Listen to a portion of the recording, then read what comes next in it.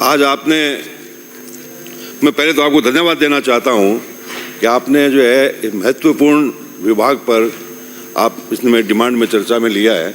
बहुत अच्छी बात है, मैं बधाई देता हूं, आपको धन्यवाद देता हूं। अध्यक्ष महोदय, आज यदि राजस्थान के अंदर सबसे ज्वलंत और महत्वपूर्ण मुद्दा है तो वो पानी का है, चाहे वो सिंचाई का पानी हो, कभी एक जगह एक हमेशा, चाहे वो पीने का पानी हो। रोज कर रहे हैं अपन। एक दिन आज इनका किया, कल मैं इंदिरा गांधी नहर के बारे में बात करना चाहता हूं कि इंदिरा गांधी नहर में गुरवीर सिंह के नीचे जितना भी सिंचित एरिया आता है, गुरवीर सिंह था ही नहीं। वो पानी की कमी के कारण सारी की सारी पकी हुई फसल बर्बाद हो गई। किसान जो है बर्बाद हो गया वहां का। इनको केवल अपन ने 300 मिनट तो 70 फरवरी के अंदर पानी बंद कर दिया गया। 240 मिनट। आप मुझे बताइए, ये बोलेंगे कि एक तरफ हम किसान की बात करते हैं, पहले आया करो, अन्नदाता की बात करते हैं, और एक तरफ किसान का निवाला छीनने का काम करते हैं, तो क्या हम किसान के शुभचिंतक हैं? आज हालात जाके देखिए बीकानेर डिवीजन के, आप हालात देखिए वेस्टर्न राजस्थान के। आज किसान आंदोलित है, किसान सड़कों पे है, उसकी आंखों के आगे उसका निवाला छीना जा रहा है, उसकी फसल बर्बाद हो रही है, और सरकार कह रहा है पानी नहीं है। अरे किसानों के प्रति इतना तो असंवेदनशील मत रहो। हमारे मुख्यमंत्री जी जब वो बोल रहे थे तो उन्होंने 20 बार कहा मैं किसान का बेटा हूं, हमें गर्व हुआ इस बात का कि वो किसान के बेटे हैं। लेकिन आज किसान की आंखों में आंसू है। अब जाके देखिए, कमेटी बना के भेज दीजिए विधानसभा की कि किस तरह से किसान की फसल बर्बाद हो रही है।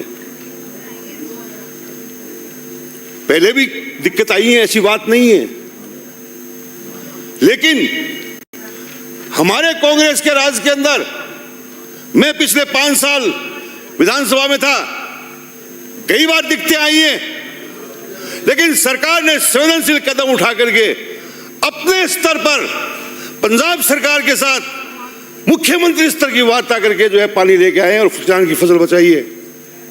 मैं उदाहरण देना चाहता हूं,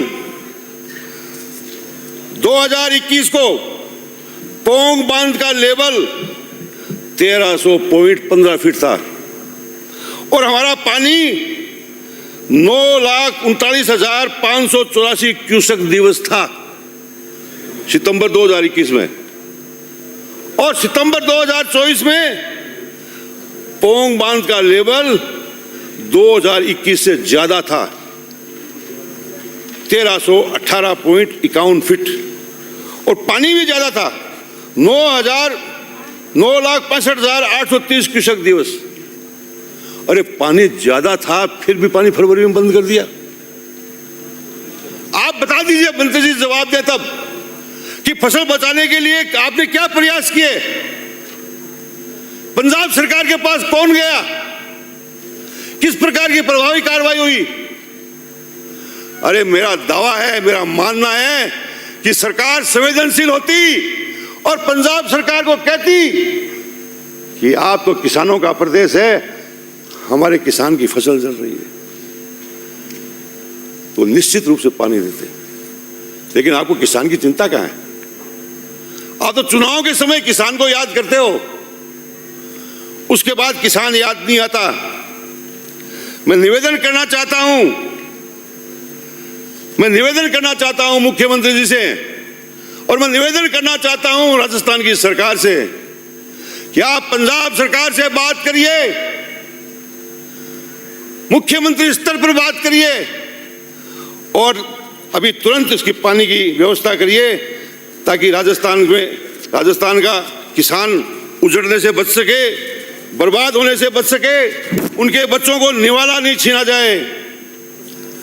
अध्यक्ष महोदय, सभापति महोदय, एक नई बात और हो रही है। हर साल बंदी आती है, फिर बंदी मांग लिया आपने। आप मुझे बताइए कि फरवरी से पानी नहीं, मार्च में पानी नहीं, अप्रैल में बंदी मांग ली तो 3 महीने की बंदी। अरे गांव में किसान रहते हैं, गांव में झोपड़ियों में, ढाणियों के अंदर, उसका पशुधन कहां जाएगा? मर जाएंगे किसान, मर जाएंगे गरीब लोग। तो 3 घंटे बोल रहे आप लोग जो है इसको बचाने के लिए आपको जो है प्रभावी कार्रवाई करनी चाहिए। अभी वर्तमान में जो मुख्य नहर है उसमें 3000 से 3500 क्यूसेक पानी चल रहा है। इस पानी को सभी नहरों में बांटकर गांव और ढाणियों में और पशुधन को बचाने का काम किया जाना चाहिए, ये मेरा निवेदन है।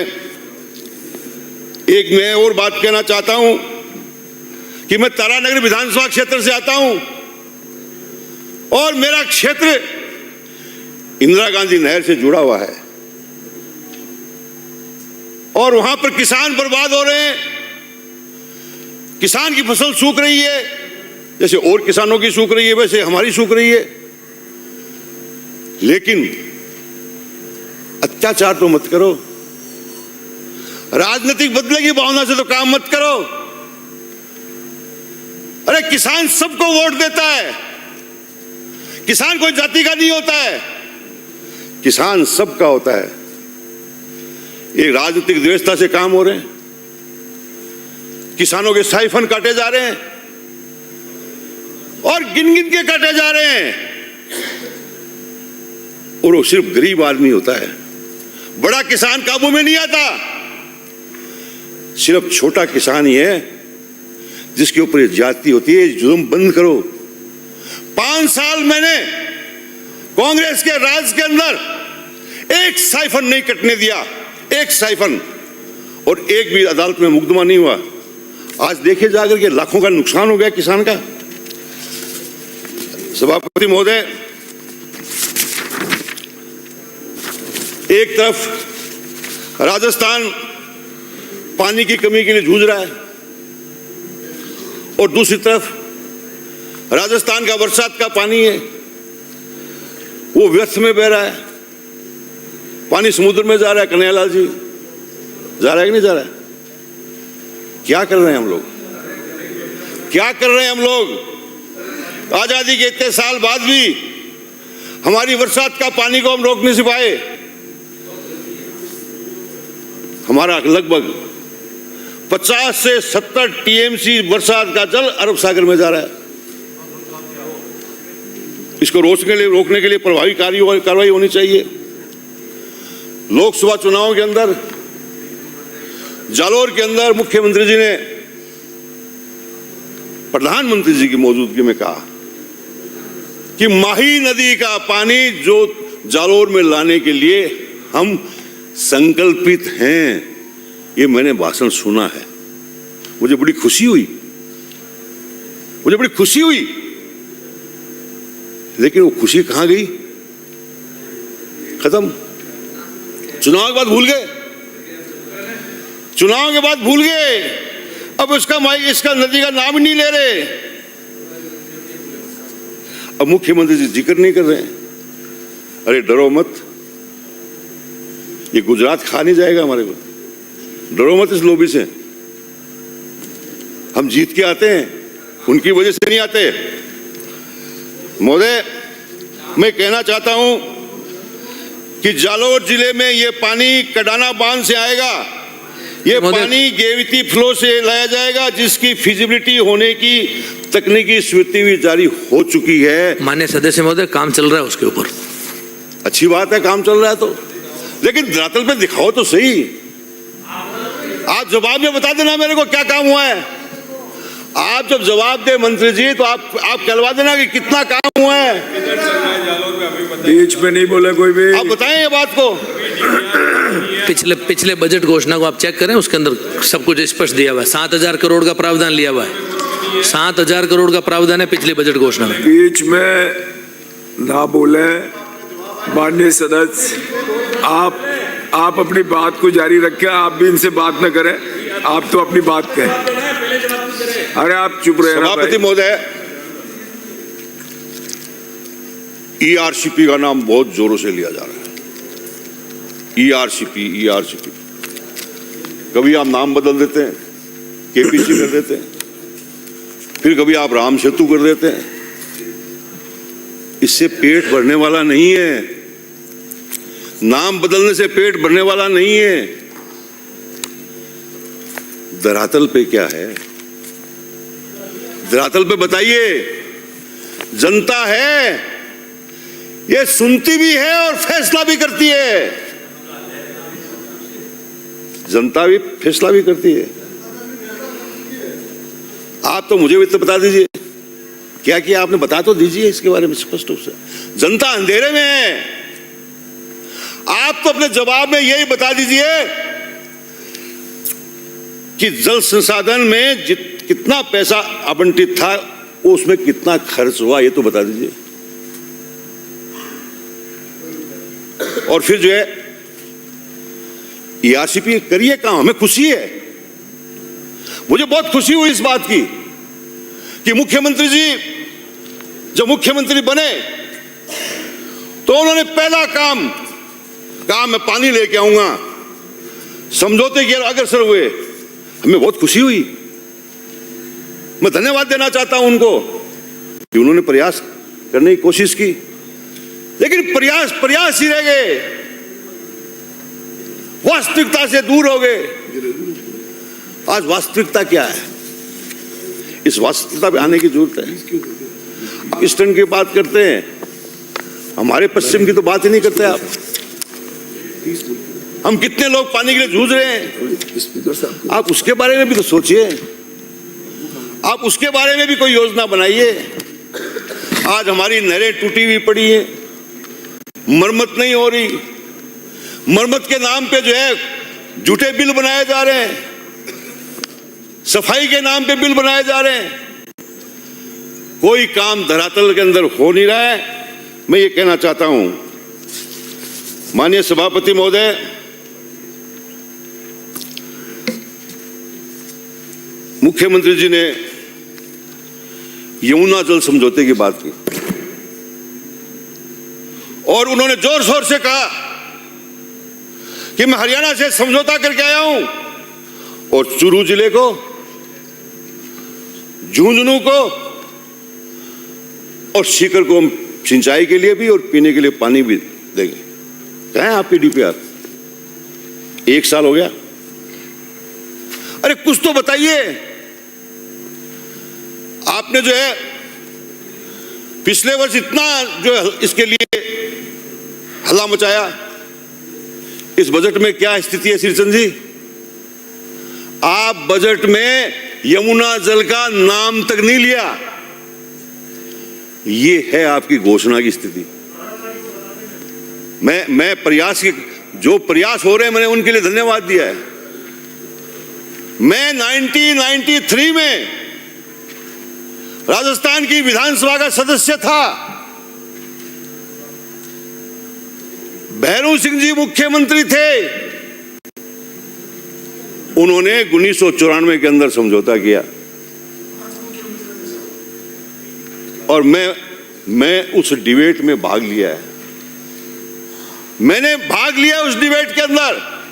मुझे 94 की बात भी याद आती है और 94 से लेकर के आज तक क्या हुआ देख लीजिए, क्या हुआ देख लीजिए। प्रयास तो और मुख्यमंत्रियों ने किए, वसुंधरा जी ने भी किए, स्वीकार करता हूं मैं। अशोक गहलोत ने भी जो इसके ऊपर खूब काम किया। अब भजनलाल जी की सरकार कर रही है, भजनलाल जी कर रहे हैं। आप बताइए हम खड़े कहां हैं? आप कहते हैं हम पाइपलाइन से पानी लेके आएंगे। कौन डालने देगा पाइपलाइन आपको? और पाइपलाइन डाल भी दी तो हरियाणा के मुख्यमंत्री जी क्या कह रहे हैं? 1 बूंद पानी नहीं देंगे हम। 1 बूंद पानी नहीं देंगे तो पानी आएगा कहां से? और ये पानी कैसे आ रहा है? ये फ्लड का पानी हमें मिलेगा। आप बताइए फ्लड कब आता है और कितने समय आता है? और फ्लड का पानी इस पे जब इतना खर्चा करने की बात कर रहे हैं तो फ्लड का पानी किसी से रुकेगा क्या? है हिम्मत है किसी की फ्लड का पानी रोकने की? जब पानी अधिक होगा तो मिलेगा, वो तो फ्लड का पानी ऐसे ही मिलता है। तो इसके ऊपर जो है हमको ध्यान देने की आवश्यकता है। आज डीपीआर के लिए आपने पैसा अलॉट किया, एक पैसा खर्च नहीं हुआ, डीपीआर बनी नहीं। चुनाव के अंदर जोर शोर से कहा हम इन 3 जिलों को पानी देंगे। अरे कितना पानी दोगे ये तो बताओ, अरे कहां कहां देगो ये तो बताओ।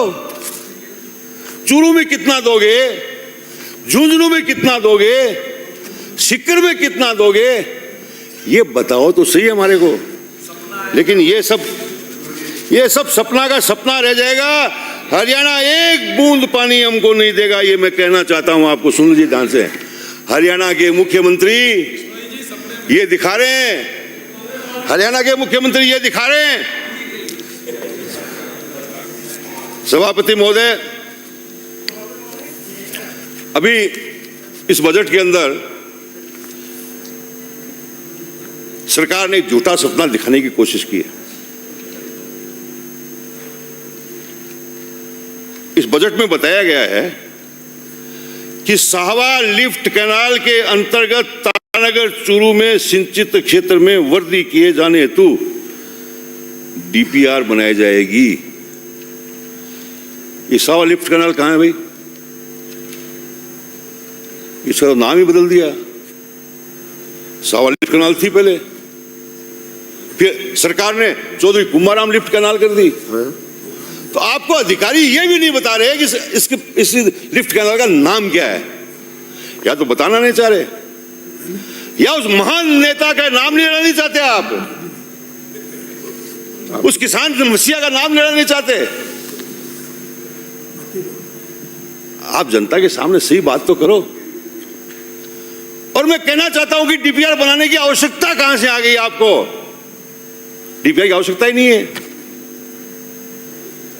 काम तो घोषणा होती है तो काम करके दिखाओ। हमने पहले बजट में तारानगर के अंदर 20,000 हेक्टेयर जमीन सिंचित करने की मुख्यमंत्री ने घोषणा की थी, और 10,000 पे काम पूर्ण हो गया और 10,000 पे काम चालू है। इसको कहते हैं काम। कोई डीपीआर नहीं बनी, बनाने की जरूरत ही नहीं है। सीडब्ल्यूसी से पास है, रिवाइज तकमीना भी पास है। जब योजनाएं बनती हैं इंदिरा गांधी कैनाल में तो सीडब्ल्यूसी से भी अनुमति मिलती है, वो मिली हुई है। आपको डीपीआर बनाने की जरूरत नहीं है।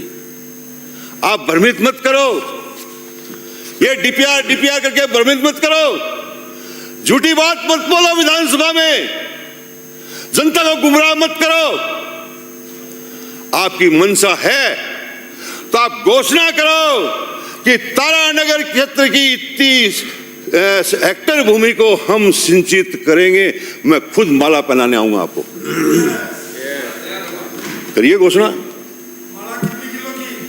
हिम्मत नहीं है, हिम्मत नहीं है आपकी।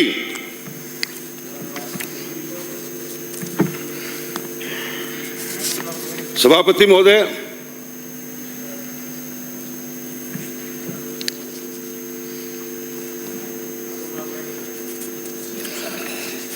तारानगर जहां से मैं चुन के आता हूं,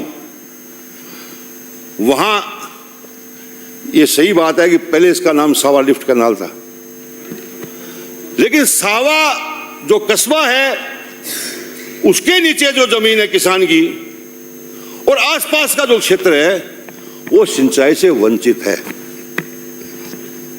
आज किसान आंदोलित है, उनकी मांग वाजिब है कि हमें भी नहर से जोड़िए। मैं मांग करता हूं मुख्यमंत्री जी से, निवेदन करता हूं हाथ जोड़ के कि सावा को आप सावा और सावा के आसपास की जमीन को सिंचित घोषित करिए। जब 12 तारीख को बोले तो आप इसकी भी घोषणा करें, मैं उम्मीद करता हूं। सभापति महोदय, किसानों के साथ अन्याय मत होने दो। आज जो हमारे तारानगर के अंदर 20,000 हेक्टेयर जमीन पर नहर बनी है, किसानों की जमीन आवाज हुई है। छोटे छोटे किसान हैं, छोटे छोटे जमीनें के टुकड़े हैं, उनके पास वो जमीन चली गई उनकी, उनको मुआवजा तो सही मिलना चाहिए। मुआवजे का कायदा है मंत्री महोदय कि आपकी जो रेट है उसे 4 गुना अधिक होती है, इसलिए अन्याय मत करना। वहां ये चल रहा है कि हम 3% बढ़ा के देंगे, 3 गुना। ये 3 गुना नहीं, 4 गुना बढ़ाने का हक है। और मैं कहना चाहता हूं, मेरी बात को आप हल्के में मत लेना। ये बात बहुत बड़ी बात होगी, किसान सड़क पे आ जाएगा, आंदोलन हो जाएगा, तो ये बड़ी दिक्कत हो जाएगी। सभापति महोदय, मैं सिंचाई की बात कर रहा था, पीने के पानी की बात करना चाहता हूं। आपकी सरकार बनने के बाद सबसे बड़ा संकट कोई आया है तो पीने के पानी का रहा है। आप सब जानते हो इस बात को। अरे ये कब तक करोगे? आपने किया। अरे हमने नहीं किया हुआ तो हम यहां पर बैठे हैं। अब तो आप बैठे हो, करो तो सही, कुछ करके तो दिखाओ। करके दिखाओगे तो जनता देखेगी। देखिए, अभी गर्मी है, अभी गर्मी है, गर्मी गई पीछे, सर्दी गई। अब सर्दी में भी पानी के भयंकर संकट हो रहा है। 1 महीने तक पानी नहीं आता है। सभापति महोदय, 1 महीने पानी गांव में नहीं आएगा तो वहां के लोग कैसे जिंदा रहेंगे? इसके ऊपर गंभीरता से विचार करना चाहिए। मैं कहना चाहता हूं मंत्री महोदय, ये टैंकर माफिया हावी है इस विभाग के ऊपर।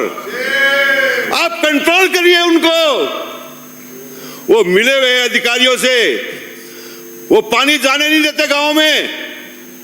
1-1 हजार रुपए में टैंकर बेचते हैं। किसान को, गरीब को लूट लिया उन्होंने। एक बात और कहना चाहता हूं, गांव के अंदर गरीब की बस्ती में पानी नहीं जाता। आप हकीकत बता रहा हूं ये कि गांव की गरीब बस्ती में पानी नहीं जाता। रसूखदारों ने इलीगल कलेक्शन कर ली और मोटरें लगा रखी हैं। आप अभियान चलाइए, मैंने पिछले विधानसभा में कहा था कि उन पे कंट्रोल करिए। एक बात और कहना चाहता हूं, गंदा पानी पी रहे हैं लोग। हमारे एरिया में नहर का पानी इतना जहरीला आता है, कैंसर के केस दिन प्रतिदिन बढ़ते जा रहे हैं। गाड़ियों की गाड़ियां फुल जाती हैं, कैंसर के नाम से गाड़ियां चल रही हैं, और बीमारियां हो रही हैं, किडनी खराब हो रही है, लीवर खराब हो रही है, पीलिया हो रहा है लोगों को। जहरीला पानी पी रहे हैं, इसके ऊपर विचार करना चाहिए। सभापति महोदय, 2-3 मिनट और लूंगा बस। सभापति महोदय, जेजेएम जल मिशन एक शानदार योजना है और आपने इसको 2028 तक बढ़ाई है सरकार ने। मैं धन्यवाद देना चाहता हूं। अरे अब तो आप कर लो ना।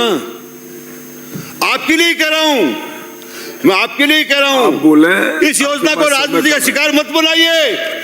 भ्रष्टाचारियों को दंड दीजिए, चाहे वो कितना ही बड़ा भ्रष्टाचारी हो, उसको माफ मत करो। हम आपके साथ हैं, लेकिन करो तो सही। एक सुझाव देना चाहता हूं कन्हैयालाल जी, एक मॉनिटरिंग कमेटी बनाओ, एक विधानसभा स्तर पर बनाओ। विधानसभा के अंदर इतनी कमेटियां बनी हुई हैं, एक कमेटी और बना दो। और जिले के अंदर कमेटी बनाओ, उसमें वहां के विधायक को शामिल करो और मॉनिटरिंग अच्छे, इसके परिणाम अच्छे आएंगे। ये कहना चाहता हूं, तारानगर की जो है 650 करोड़ की योजना है, उसके 2021 से 2022, 2023, 2024 में टेंडर हुए। अभी एक जो है तारानगर पांडुसर 133 करोड़ की योजना के वर्क ऑर्डर हुए, उसको चालू तो कराओ।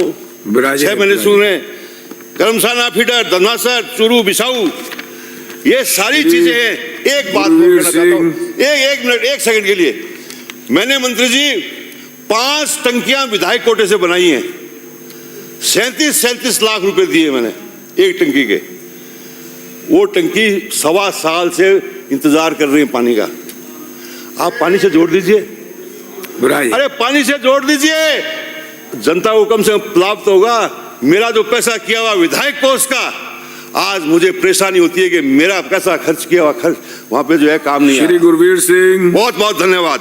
धन्यवाद। मान्य